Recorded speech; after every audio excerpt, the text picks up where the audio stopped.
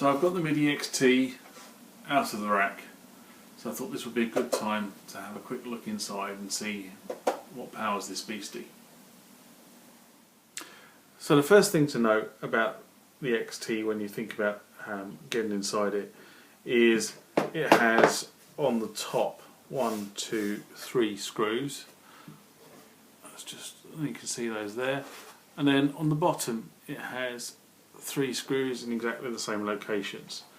And then the other thing you'll notice is the rack ears are secured to the unit, but they're actually secured to the upper and lower pieces of the unit with 4 Allen key bolts, and I'll just move that up to the screen so you can see that.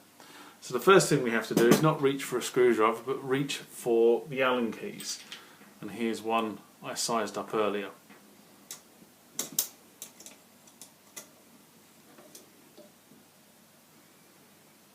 But I'm not going to bore you while I undo all these.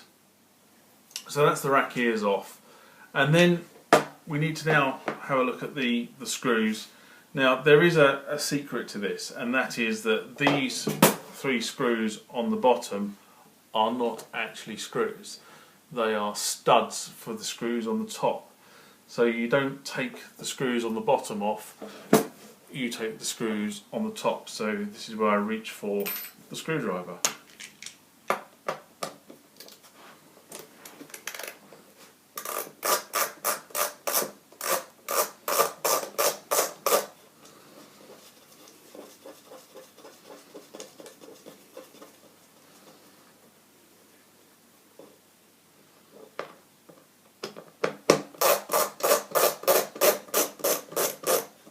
As you can see, they're pretty long screws. So while I do this, I'll pause the video. So that's all 3 screws out. Now the top lifts off. And one of the things I've noticed about this unit is it's incredibly tough. You know, it's made out of cast metal. So both panels are metal. Over there for a sec, and then we get into the inside of the unit itself, and as you can see all the connectors here. So this is the board here for the front switches, with a ribbon connector here to the main board. There is the pedal switch there, and 2 in and outs on the far side there. And then looking along the back, we've got the SMTP ports there, all the ins and all the outs, the USB connector and the power connector. As you can see here, this is a dual power unit, so this can operate at both 240 volts and just do that. You can see it operates at 240 volts, and by flicking that switch to 110, so it can operate either side of the Atlantic. Now the way they've put this together suggests that this with a little bit of would just come out, but I'm not going to take it out for various reasons. I just wanted to have a look inside, and what I find really interesting here is there is a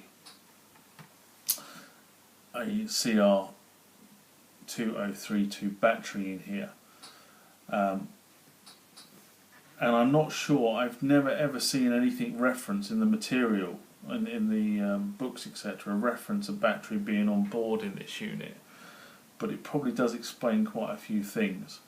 So the unit itself is meant to host, or is meant to hold presets. Now I could never get that working when I've had this in my rack, and the fact that the battery's in here would suggest that that battery is actually dead, and that's the reason why I was struggling getting presets to load.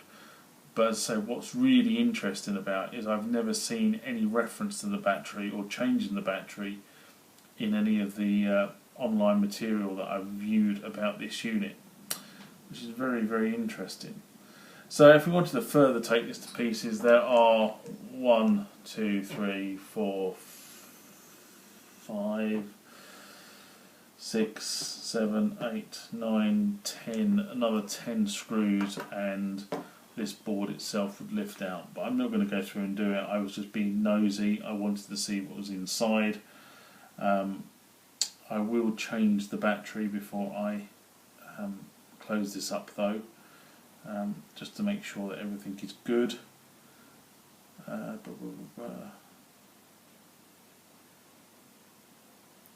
just looking at this. So this is a 2001 model by the looks of it, XT 2001. Very, very interesting. I don't pretend to know what most of these chips are. I'm not that way inclined in terms of this. I know what I need to know, but there you go. So that's the inside of the MIDI XT, as you can see. A couple of things that might go wrong here. So you might blow the slow blow fuse, which is that one there. So if your unit's doesn't have power, it's possible that it has gone.